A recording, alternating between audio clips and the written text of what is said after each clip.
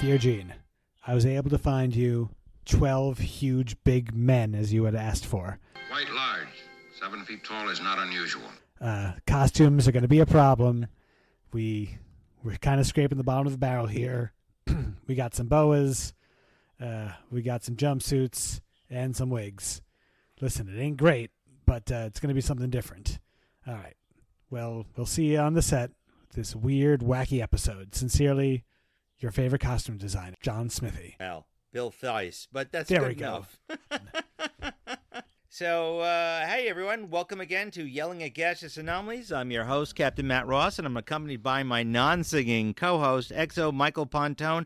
How we feeling tonight, Mike? Are you filled with woe for tonight's episode? No, actually, I think I might end up surprising some people. I found tonight's episode to be oddly entertaining, a little doldrummy in place. Not one of the best episodes I saw, but not a rotten apple here. No, it's a good one. I like this one. Of course, you're going to say you like everything, which is not true. Tonight's episode is Friday's Child, which is an episode from November 19th, 1967.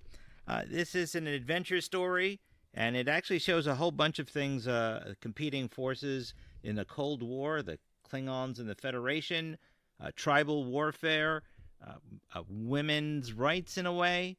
You could also say it's the ingenuity of the Federation. There's a whole lot of things going on here. Yeah, no, I had a lot of thoughts on this episode. And by the way, just before we get into it, I just want to say, it's not that I think you like every episode. It's that you have to understand, everyone. Matt is 15 years older than me, which means that he grew up with the cathode tube TV. These are all his babies. These are all his children. So just like you can't hate your child, right? He's not going to hate this. It's kind of like me and... Are You Afraid of the Dark? Because I was such a horror fan growing up as a kid. Like, you're not going to hate. Dark? You know what that is? Yes, I do know what that is. Okay. So point is, yes, I'm not saying that he likes everything. It's just that, just like you have a problem child who's, on their third DUI and keeps on asking you to bail them out, and has a good business venture and just needs $5,000 in startup capital, you still love that kid, don't you? Isn't that the movie Parenthood? Yeah. There we are. There we go. Well, tonight's episode, actually, they're not all my babies. I just happen to like Star Trek. I even like Next Gen Season 1. Well, kind of. Yeah, tonight's episode, though, is Friday's Child. The name of the episode is based off of a nursery rhyme from the 1800s. Just real quickly, Monday's child is fair of face. Tuesday's child is full of grace. Wednesday's child is full of woe. Charles Thursday's Adams. child has far to go. Nope, not at all. And Friday's child is loving and giving, although I would hesitate to say that any loving and giving in this episode. And Saturday's child works hard for a living, works hard for the money, I guess. And Sabbath's child is a bonny and blithe and good and gay. So this means happiness, happy all the way through, but this is supposed to be the personalities of children and when they're born. I actually don't know what day of the week. I'm sure I could figure out what day I was born. Probably something like bitter and sarcastic is my day. But what did you know what day of the week you were born, Mike? Wednesday. Perchance? Wednesday. So you were full of woe. Are you full of woe, Michael? No, but I am a big goth at heart in a weird way, and that fits quite well because Wednesday, and of Charles Adams fame, Wednesday Adams is named Wednesday because Wednesday's child is full of woe. Did you see did the you know show that? Wednesday? Yeah, Yes. I did know that. Yes, but did you see Wednesday? Have you seen the TV show Wednesday on Netflix? I think it is. Is it? Yes, Isn't it? and I liked it quite a bit. The only thing I didn't like is that I prefer that Fred Armisen was doing a version of Uncle Fester that was more like the 1960s show, while I like the Christopher Lloyd version, where he's a little bit more of a ghastly mad scientist. That's a personal take, though. That's true. By the way, my day of the week that I was born on back in the year 600 was a Thursday, so I have far to go. But let's get back into our episode over here, and let's talk about, we'll read the NBC press release, which is dispatched to the mineral-rich planet Capella to negotiate a mining treaty. Captain Kirk and a landing party are imprisoned when they intervene in a scheduled execution in Friday's Child on the NBC television network's colorcast of Star Trek Friday. So December 1, that's actually when it's aired. That doesn't actually seem too close onto the mark on this one, except for the fact that they're there for a mining treaty. There's a lot of stuff going on here where the Enterprise comes to the planet Capella. We see McCoy giving a briefing talking about the weapon that the Capellans use called a Kligot. In fact, I think they should have called this episode Kligots and Klingons, honestly, but that weird weapon. Speaking of which, I'm just going to jump right into this. These are proto-Klingons. Like, so many of these aspects of their personality and their culture are going to be incorporated into latter Star Trek and TNG Klingons. The code of honor, the fact that they use melee weapons instead of phasers. You know, this is all stuff that you see later on in the Klingons, that women have a prominent role in society. And also, Matt, search your sci-fi geek brain. Uh-oh. Large super soldiers who use edged weapons. Come on, what is this? What is this tickling your gray matter about? 1960s. Starts with an S. I'm sorry, what? Starts with an S. 1960 starts with an S. I don't know. Tell me. Sardaukar? Oh, the Sardaukar. Yes. Well, that's Dune. Yes, but they're Dune, not Frank Herbert's super soldiers. Yeah, but they're not, and that's 50s, I believe. This is not that. These are just large gentlemen. In fact, you wanted to know, how did you get all these large men? And I was like, what are you talking about? But what that happened here, there was such a call because all the Capellans are supposed to be like 7 feet tall. They called out for every tall stuntman they could get. Quite large. 7 feet tall is not unusual. And then they did the rest of it with like prosthetics and shoes and so forth. But they're all tall, large gentlemen, I'll tell you that much. This was actually a story written by D.C. Fontana and edited by Gene Roddenberry and Gene Kuhn, of course, and directed by Joseph Pevney. I think it was actually a well-done story. You know, it leans into the Cold War between the Federation and the Klingon Empire over resources, which is happening at the time when this was made between the United States and the USSR, fighting over resources and looking for states to pledge allegiance, so to speak. You have the first world countries and allies, and you have the second world countries and allies, and the non-aligned planets or non-aligned countries. But that's what this story was based on. D.C. Fontana actually wrote the story where L.E.N., the leader, who was played by someone who was the exact opposite of a very pregnant woman at the time, played by Julie Newmar, better known as Catwoman. Hello, Batman. She actually was supposed to be a murderously self-interested person down to killing her own child. That's how... Oh, dear. Yeah, but Gene Roddenberry said, what are you, and Gene Kuhn kind of like said, no, we can't do that on NBC television. That's not going to go over well. But D.C. Fontana wanted to show an independent woman. Imagine that in the 60s. You see a woman saying, I'm just going to kill my own child just to get what I want. When you look at the 60s and then the 50s and what was going on in media, there was such a flip to the other direction. You know, the sexual revolution and the cultural revolution, it shows you that there was all this burgeoning, bubbling energy that was waiting to erupt out. And when they got the chance to do so, that really swung in the other direction for a bit. So, yeah, I would not be surprised at all if they were looking to do something like that, subversive, at least in the script, knowing that by the time it got to the censors and to the the higher ups, that was not gonna fly. Yeah, well, Dorothy Fontana was actually so upset. She was originally going to have her alternate name put in there because she didn't want to have her name associated with this, where L.E.N., the lead actress, again by Julie Newmar, basically becomes more of a subservient person in some regards. But I don't see her character as that at all. But let's just get right down to it from the beginning. We got like a resource fight. They need to get a specific mineral that helps colonies with their life support systems. That's the reason why the Federation is there. It's not the lithium.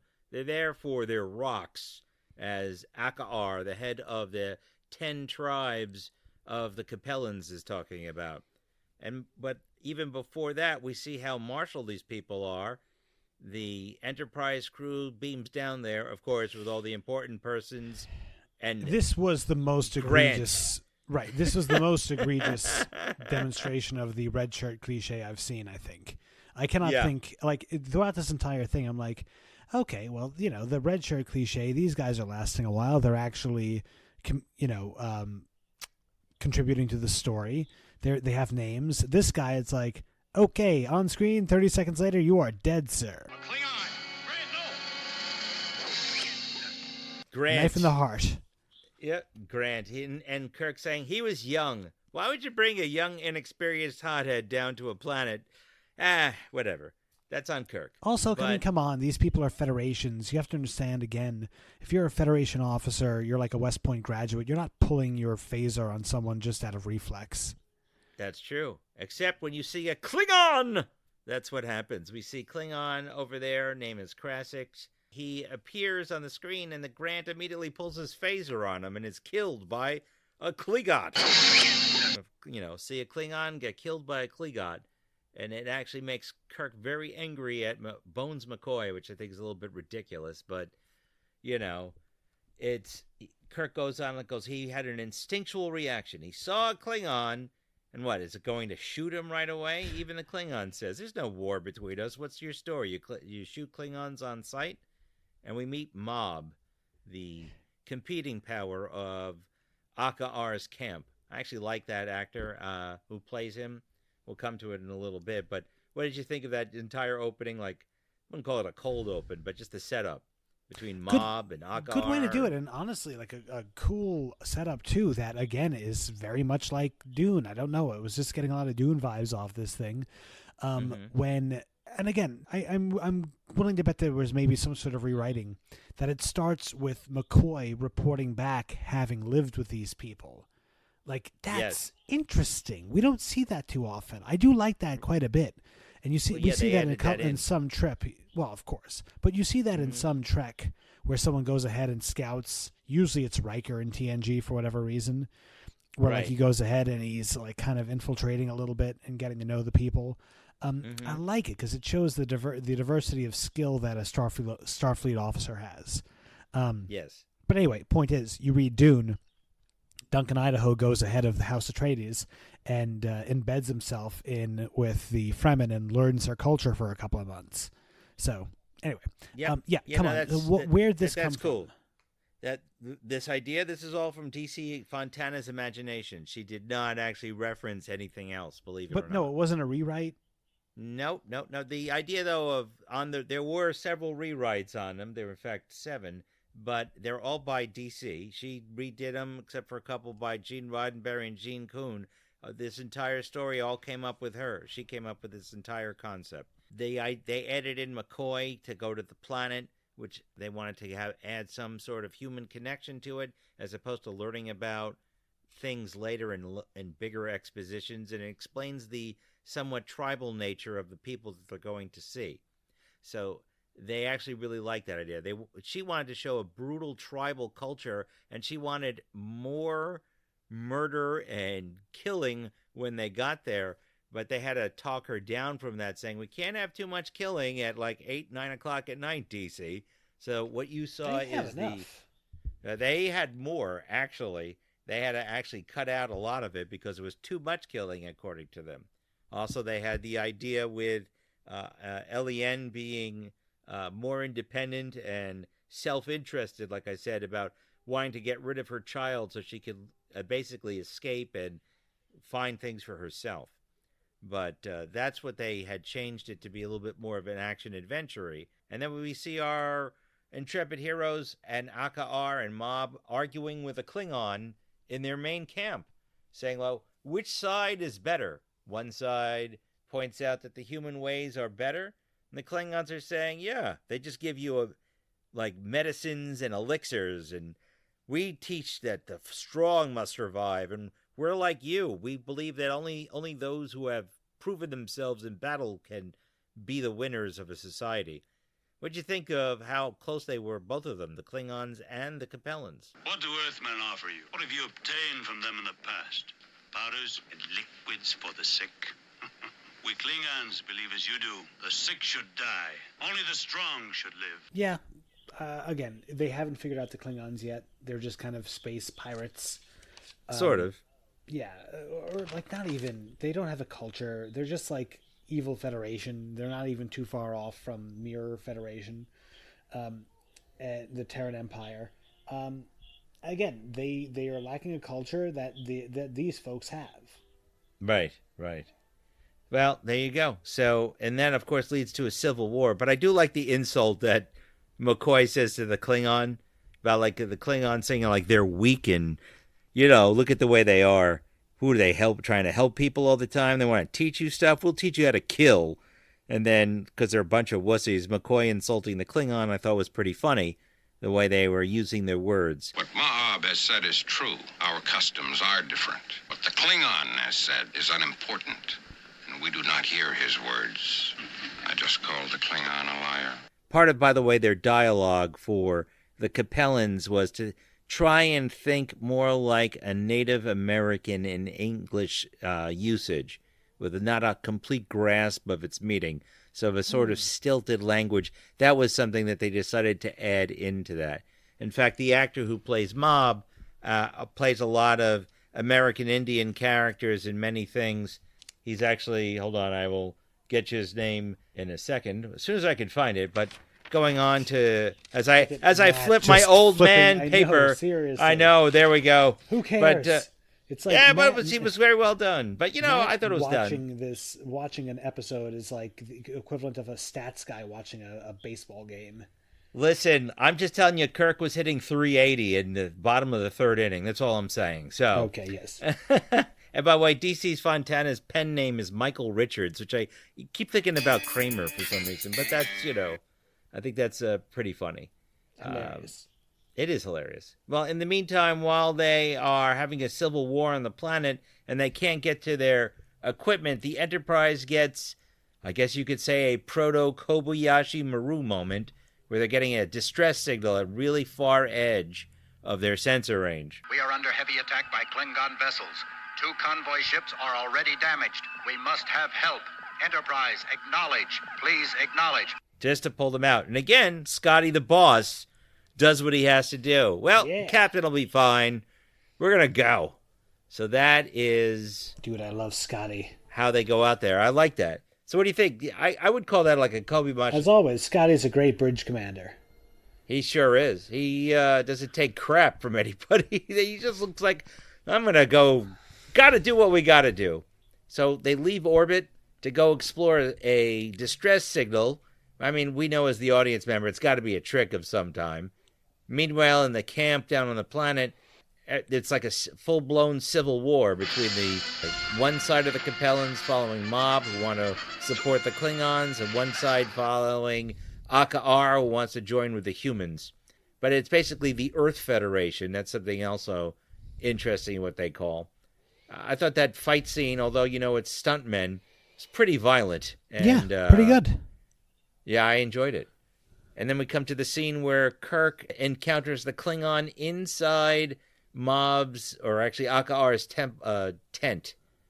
And then we find like this Klingon's kind of sniveling. So, but we also find, I think there's a reason why he's a little bit sniveling. Why is that? Yes, not just because he is a human form, but he's part of the diplomatic corps, you would say, and also he's just from a small scout ship. So I think he's a write-off in a sense. That's a good point. We don't really see diplomats too often. I mean, we see Gorkin from Undiscovered Country, but no, he's not even. He's like the president. Jesus. No. Yeah, then you have John Schuck, who plays the Klingon ambassador in Star Trek 4s and Star Trek 6. You do see him there. I just can't think of his name right now. Yes, the big guy. Famous Jewish actor. Yes, that guy. Yeah, he's great. John Schuck. Yeah, no, he's great. You know what? Good. Yeah, but I also like that while he's not obviously some, frothing at the mouth warrior who wants to swing a bat'leth, he also doesn't take any crap. Right. Yeah. Well, you kind of sort of have a Klingon sort of aggression ambassador type in Next Gen. That woman who's Worf's girlfriend, whatever, lover. Oh yeah, You know that kind of lady. I can't think. Yeah, Stretching him out in the turbo That lift. That's right. Then she dies. So it Yeah, works out great. Happens always Yeah. with Worf's ladies. Worf, yeah, everything with Worf, Kalar, that's who it is. Gotcha. So, but she died and gave him Alexander, the whiniest little brat there ever was. Yeah, everyone hates So- Alexander, me included. What I'm gonna say. Yeah, it's actually sad how how Alexander just kind of turns into like the ship's clerk, but that's another story. I do like the fact that they flee into the wilderness at night after L.E.N. is touched. She is pregnant and also the last leader's wife, so when Kirk touches her, he's committed an offense, and not only must she die, but he must die. He laid hands upon me. It is my right to see him die. And then they run out into Vasquez Rocks yet again. Vasquez Rocks gets a lot of work out in the first two seasons of Star Trek. That's like not even. It's the exact same shot of where the Gorn fight was happening, man. Well, sort of. It's down the alleyway. It's around the back, so you can't see that large outcropping. But I like the fact that we finally go outside, away from a set. One of the actors, the actor who played Mob, actually was complaining because when they went to go do the filming, there was a heat wave on, and they're wearing all this heavy outfits over there, and Mob can't turn his head because it's like covering his ears with that head cowl. So he was complaining because Julie Newmar was having an argument, and he's going, "Come on, it's hot." So I think that's actually kind of funny. But did you like Julie Newmar as the L.E.N. in this? Did you like her? I thought she was fantastic in it, actually. I mean, pretty backstabby. So no, Yeah. but I mean, like a good actor, I guess. But Yeah, she's good. she's was doing a good job ballerina. at being a villain. No, I mean she looks amazing, obviously. Yeah. But like all the blondes Yep. in this show look amazing. I don't know what to tell you. Kay Pulaski. It's not a Fox Blonde moment.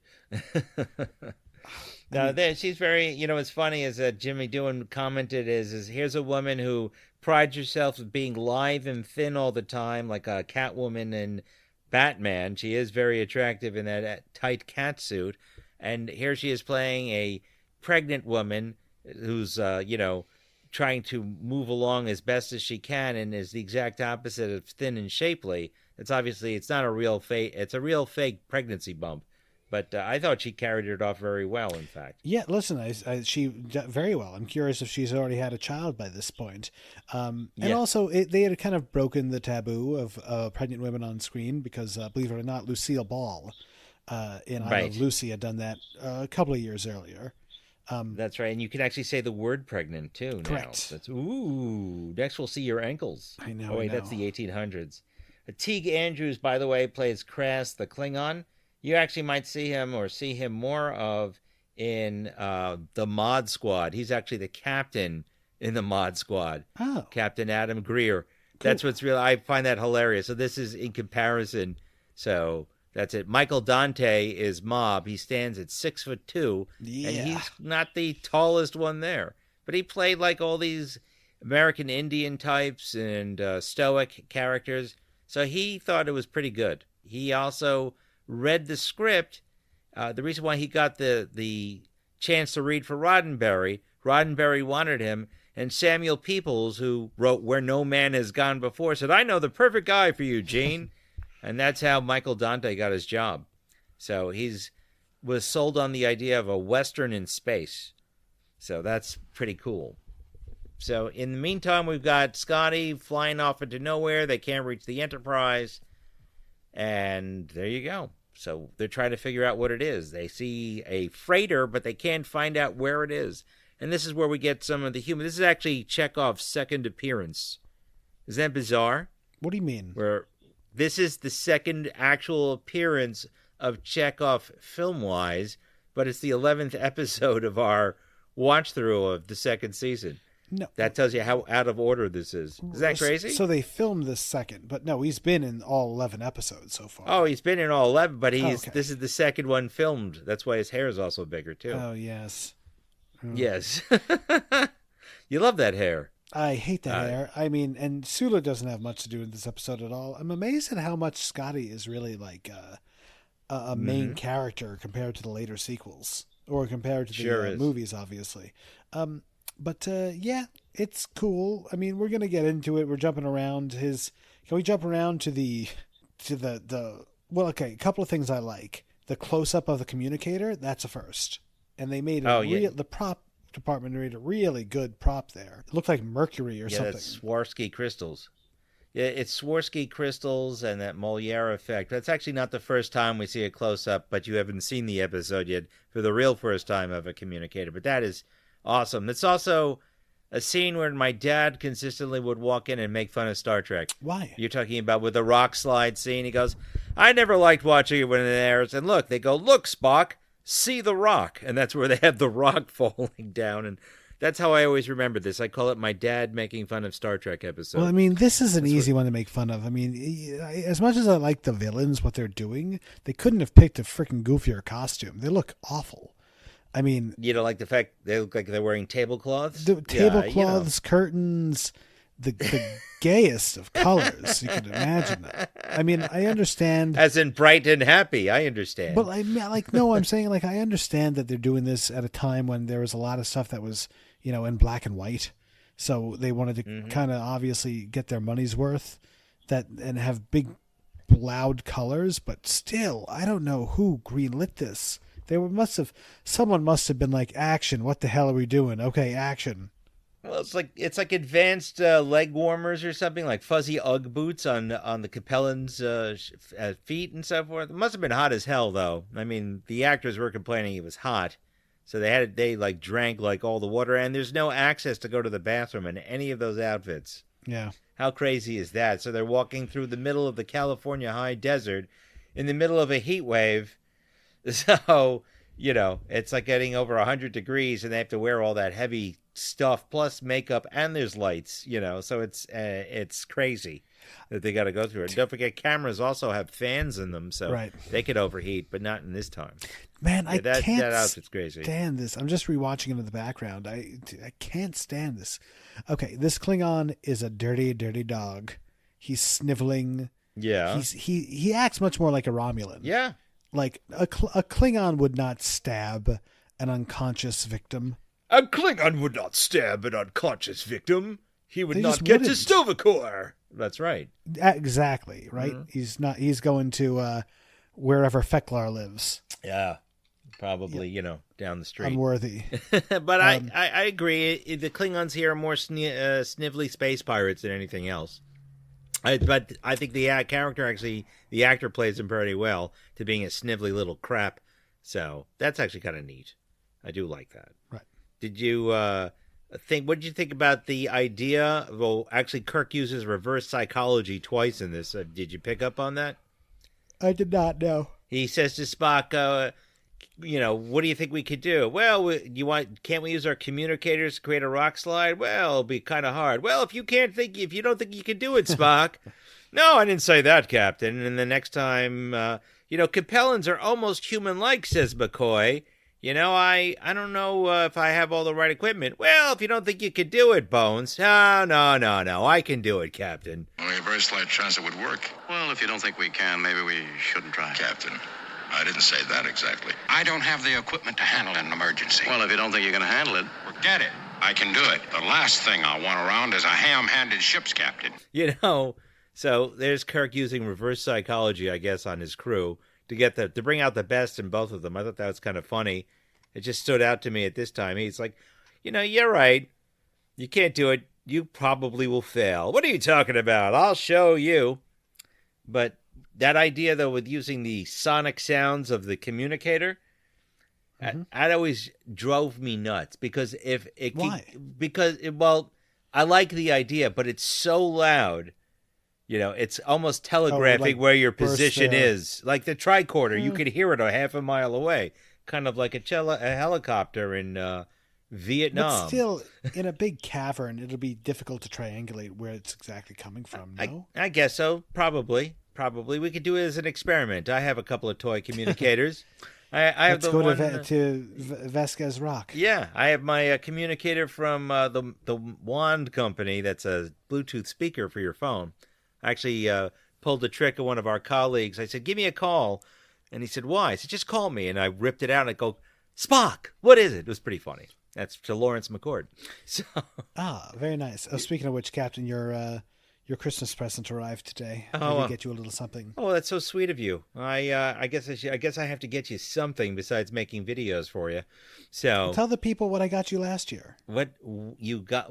What did you get me last year? Now I'm trying to remember. Oh my God, you're breaking my heart. This year you got me that really cool comic book from Comic-Con that was autographed. That was some beautiful By Alex art. Ross.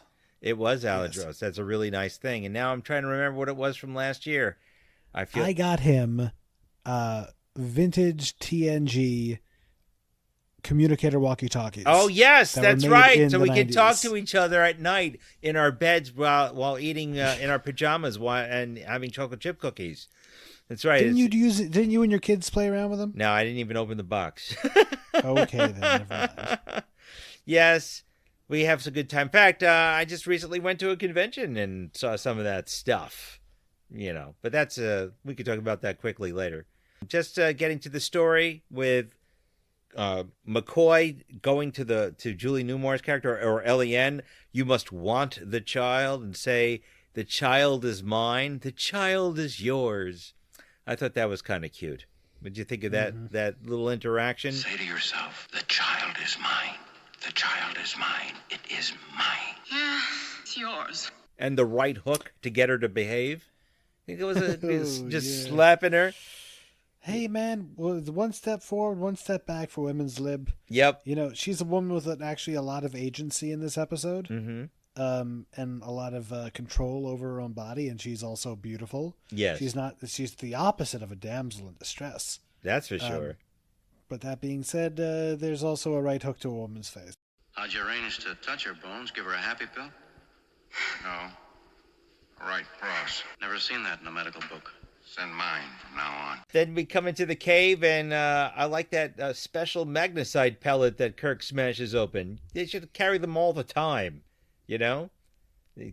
I thought that was kind of bizarre. They did have that was kind of interesting that she's actually going through labor to get through over there, and McCoy's doing the best that he can. But I actually like that birthing scene, even though it was rather quick. I mean, it is TV and it's only 45 minutes, but it's still kind of interesting how they handle it. They don't really have any equipment, but the body does what it has to do, and it's good that McCoy has some skills. Then we have like the cowboy and Indian moment where Kirk gets an idea of a way to stop the Capellans, where they quickly make bows. I do want to just jump. Oh, God, those bows suck. They sure did. But I want to. I mean, they work pretty well, but they look like something I made, in the schoolyard. Yeah, that's true. I want to jump to the Enterprise. After they search around for the ship and they find nothing, Scotty asks to replay the audio tape. Or I like the fact that they also call it tapes. You think of the 23rd century, they're using tapes. I tend to doubt it, but they're using analogs for, if you will, or digitals of the 1960s there. They realize that the ship in distress would be a freighter calling for the Enterprise specifically. So clearly it's a Klingon. So that's what they figure. And then Scotty comes up with the old phrase, fool me once, shame on you. Fool me twice, shame on me. And that's where Chekhov says his little comedic line there. They were trying to make Chekhov this Russian comedy character throughout the series. I thought that came off pretty well over there. There's an old saying on Earth, Mr. Sulu. Fool me once, shame on you. Fool me twice, shame on me. I know this saying. It was invented in Russia. Any comment on that, on the bridge? I mean, Sure. You get a camaraderie? Not Nothing? really. All right. So This is not a comedic episode. People That's are true. dying, you got to have a little fun in it. Chekhov already did. Well, he was great I loved the comedy of Chekhov in Mud's Women. A+. I'm Or no, I'm sorry. Hey, this is also the first time that targeting sensor comes out of the helm station. Matt Jeffries made that specifically for this episode. I think it's actually pretty cool, that thing, the way it comes on out. It's a targeting scanner. It disappears later, but I still think it's pretty awesome. They're getting prevalent. Yeah, I always liked the little things. I always loved in TNG that, if you look closely, the first officer has like his own little Yes. Yeah, he has his own display. Yeah, Riker has his own display, a subsystems display. Yes. And occasionally he'll use it to do little like things outside of the normal course of business. Like he can transport things directly from there. Yeah. Yes, I like that quite a bit. This baby, by the way, I was watching this with my wife, and she was like, "That's not a newborn." We know what a newborn looks like. Yeah, I do too. Right. Julie Newmar didn't like her fake pregnancy outfit. She found it uncomfortable. No, it looks good. I know that's kind of silly. Yeah. A couple things that didn't look good. I don't think the paper mache rocks during the rock slide looked good. That was pretty bad. Know, that's a problem. It's pretty bad when you're at Vasquez Rocks, this beautiful natural mountain range. Then you're throwing paper mache rocks at people. Yeah, and actually, if you look carefully, you can see one of the rocks bouncing off of somebody. Yeah. So it would actually crush you if it was that. Dante said it was 117 degrees when they were actually filming standing there in the final scene. And that's when Julie Newmar had an issue with Joseph Pevney. That's where he lost it and said, "Come on, 117 degrees standing in that outfit?" I don't know. That's kind of terrible. Yeah. I do like. Do you think that kind of the ending scene there where Kirk says, because the Klingons betrayed Mob is realizing that maybe the Klingons aren't the best way to go. Being a leader, sometimes suddenly he realizes you have to make decisions that are not just selfish. Fancy that. The Klingon has a Federation phaser and he kills one guy and threatens everybody. And that's where Kirk says, "I want revenge," basically, on that. There's just one thing I want. The Klingon? One of us must get him. Revenge, Captain? Why not? Did you think I that never was... trust the Klingons, and I never will. Yeah, I mean, I could kind of see that. It kind of fits Kirk's mode where, he's basically saying, "I've had enough of his crap. I have had enough of you." Enough of you. Yeah, man. I mean, watching this from the beginning, you see that every time they see the Klingons, it's a nightmare. It's a bad fight. Always. They're not a noble people. I mean, Picard, he has a Klingon staff member. He goes and he's a diplomat. He oftentimes will come into contact with ultra Klingon peoples, and he embraces the culture.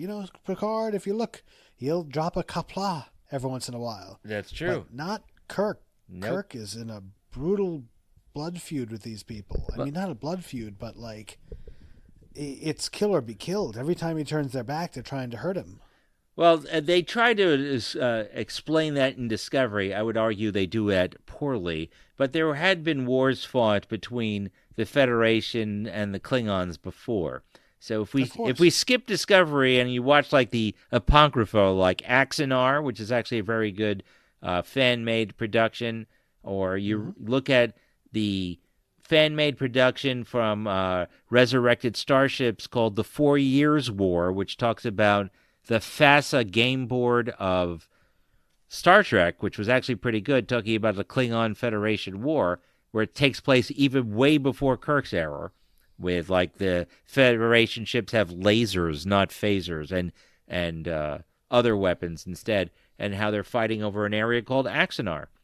But that's a story for another time. But anyone interested in that, just remember the YouTube channel Resurrected Starships, or look up Axanar and you will find it. And not the controversies surrounding it, but the actual videos are actually pretty well done. Captain, speaking of fan films, what's this I hear? I've been trying to find this. There's a new fan film with the Kirk deep fake out there that's supposed to be really good. It's not a deep fake. It's an actually officially licensed thing. It's called by Otoy, O-T-O-Y. They made a better ending than anything Generations can do. Just everyone take a look of anything by Otoy. You will see what it is. They have 4 videos that are fantastic. They are sponsored by Paramount, CBS. They also have the part of the Roddenberry archive. You can actually walk through the bridges if you have an Apple, whatever that 3D overpriced headset is, or watch it on your screen, and you can look at things all the way through to the captain's quarters. And there's even a video with John Delancey about it. You can walk on bridges of various ships and starships and a certain space station you're well acquainted with. So Wait, hold on. Wait, what is this, though? Is it a website? Is it a fan channel? it's a website. I was looking at YouTube to try to find this fan video, and I couldn't Just find type it. OTOY, OTOY, Star Trek, and you will find it. It's the Gene Roddenberry Archive. That's what it is. That's the production company's OTOY. And that's an official thing to go over as a resource, they say, so future generations, if they need ideas or inspiration of science fiction, and also so they can document things that are already long gone, because at the end of shooting, all these sets disappear. So there you go. That's what this is. So here's a question. Does the Enterprise destroy the Klingon scout ship? Isn't that a violation of the Organian peace treaty? Just out of curiosity. Or do you think it's too small? Too small to anyone to notice? Do you think Scotty beat the crap out of it? I don't think Scotty's about to go and report to anyone that he happened to phaser some space debris that might have been a scout ship. Who knows? Who knows what happened to that scout ship, but... Exactly. I thought the An asteroid was Organians... coming right for us. That's right. I don't know. Maybe I thought the Organians were all-knowing, all-seeing, like the Q, but I guess not. It's just a fear of a large-scale war that keeps everyone in line. But so much for that. I do like how we get to the ending, though. It's pretty much where we're at. After the Klingon is taken out by Kirk and company, and Scotty comes over the hill like the cavalry, and we hear what I used for the birth of your daughter, Marlo. What a oochie coochie coo. Oochie woochie coochie coo. Oochie woochie coochie coo. Captain. An obscure Earth dialect, Mr. Spock. Oochie coochie coochie coo. If you're curious, consult linguistics. Which is Yeah. There you go. That's where I got I was so this happy from. to see that clip. That was very sweet of you, Captain. Well, see, that's my gift for you. But there you go. Don't worry. I'll get you something Man. nice for the holidays. Something I also realized, if you look in the background, some of these extras are not as fit as the others. That's quite true. There's a guy in green I'm looking at, avocado green, and he's got quite the paunch, man. Well, Capellans like to drink beer. That's what I hear. But come on. Do the Capellans ever come back? No, the Capellans never come back, nor do we find out what happens. It would be, I'm sure there's some novelization out there. Those of you who are listening, if you want to tell us, text us, or email us, send us a wire, shoot us something over in email land at yellingatgas@gmail.com, and tell us if there's some sort of story where we find out what happens to the Capellans. They just get wrapped into the fold of the Federation, I suppose, as a gas station or a supply station, And we also find out the name of the new head of the Capellans. We find out that Eliane has taken over her responsibilities as regent for the planet. And we have the name of the child. Do you know what the name of the child is? Do you remember? I don't. Help me. Leonard James Aka. And there's your comedy moment at the end. It's like, that'd be kind of neat to find out what happened to Leonard James Aka and Spock's annoyance at the fact. Like, how come I didn't get a name in there? Well, you're just, boring and tiring on that. But that's pretty much the end of this episode. Unless there's something more particular you like to concentrate on. I thought the acting was solid. So, I thought the acting was solid. I thought that it was, there's a little bit of Fugazi stuff. I mean, the Enterprise actually, the crew kills a fair amount of people in this episode. They're just murdering people in this new civilization with edged weapons left, right, and center. Hey, listen, you got to keep the natives in line to get your resources. Isn't that the way it goes? Yeah. And your competing powers out there, kill them too. They're in our way. Yeah. So who's more violent here, the Federation or the Klingons trying to backstab everybody? It's a tough call. It's a good point. Of course, the Capellans hate everybody anyway, but I think that's pretty much it. It's a fun romp and adventure in my book, but I guess, a good classic, let me tell you, a good classic time. If this came on a Saturday night in 1967, you were not going to be disappointed. Yeah, that's quite true. Except it's Friday night, so you're probably going out. But even then, you would not be disappointed. So I think we should come to our ratings before we come to the final costs of this. Or you want to do the costs first? Which would you like? Let me try cost. I've been wrong. I've been overestimating for some reason. All right, Mike. What is your guess of the cost of this episode in $1967? $201,200. Nope. This one cost $211,880. See, I went too low this time. It was $31,880 over budget. In 2024 dollars, that's $2,178.92. And they went over budget by $300,951.97 in 2024. So they really blew the budget on this one. And then Gulf Western, a.k.a. Paramount's like, hey, dudes, what are you doing? You're really digging your old hole here. That's also why some of the costumes look, the way they do. They're trying to make do with what they have. Actually, I think they're doing a pretty bang-up job with what they have. Half of it was filmed on location. They had all the extras. All the extras in this. They had a fake baby, that new thing from Sulu's display coming up. So you have all that. But the special effects in the special edition are actually enhanced. Like in the original, you never actually see the Klingon ship. Here you do. So there's that. I think it's still pretty cool. The phasers are also a little cleaned up on the planet. So you had to pay for that as well. And of course, the beaming in and beaming out at 8,000 per person, and there was 4 of them. So there you go. It's still a good time. But what are you going to give this on our very scientific 1 to 10 scale, Mike?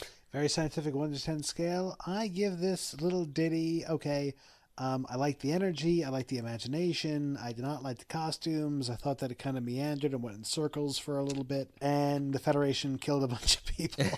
I'm going to give it a 7 out of 10. Wow, look at that. I am going to give it an 8 out of 10. I enjoy it for the adventure. I do like it. I kind of a nyeh to my dad. I still like the idea of using the communicator to make the rocks fall, although I didn't like that rock fall thing. I actually like Ma'ab's costume. It's unique. The golden fringe, which is clearly from some sort of shade or something. I do like that one. I like that the Klingon's a sniveling little prick. And I like Scotty being in command of the Enterprise, as being as the boss. It's nice to see that the crew can all act independently from each other and still can maintain their Starfleet discipline. And I also like the Cold War feeling. We're battling over resources at the time. I do like that. And I liked Julie Newmar. I like her as a very self-assured woman when she's not talking about her impending childbirth. I do like the fact that I thought she did a pretty good job of acting like she was giving birth. Having gone through it twice myself, I will tell you, not me personally, obviously, that's not even close. But it's close enough for television. So, well, they're aliens. Who knows? Yeah, who knows? They didn't have an epidural machine there anyway. So it was a good time. So that's why I'm giving it an 8. Mike gives it a 7. Anything else you want to add to this, or anything else you want to talk about? Or no, good time. We're getting. I'm glad that we can fit this in. We have delayed this episode a couple of times, and that's thanks to me and my crumbling schedule between being new daddy and having failing health because I'm new daddy. But things are good. Thank you. Thank you to the audience, and thank you, Captain. Oh, well, you're welcome. It's good to always have a good time. And remember, parenthood, the toughest job you can never, ever quit. Has its highs and lows, and it's always there. It's lots of fun most of the time. Yeah, and also... Yeah, it's lots of fun. Just FYI, everyone, my goodness, is it a whole bunch of fun. It's hilarious. Yes, you get to be covered in every bodily fluid known to humanity, and some that have yet to be discovered. Just tell you, it's a funny time. Sure is. It's a lot of laughs. It is. There's also some tears, but you get through it, and that's the point of it. And it's family. It's the basic human blood. That's the main thing, guys. Remember, I got an A+ wife over here too, so that makes things much easier. Don't do this with someone you don't like. It's not going to work. It's a good time overall. And, the other reason why we missed one of them is because, of course, I went to that Star Trek convention where I met a whole bunch of stars, Robin Curtis, who actually we talked about Law for more times than Star Trek, which I think is hilarious. Also, I met Brent Spiner, Gates McFadden. I met J.M. Hertzler. I met Michael Dorn. I also met Jonathan Frakes, Todd Stashwick, who made a nice little video for Mike, as we all have seen here.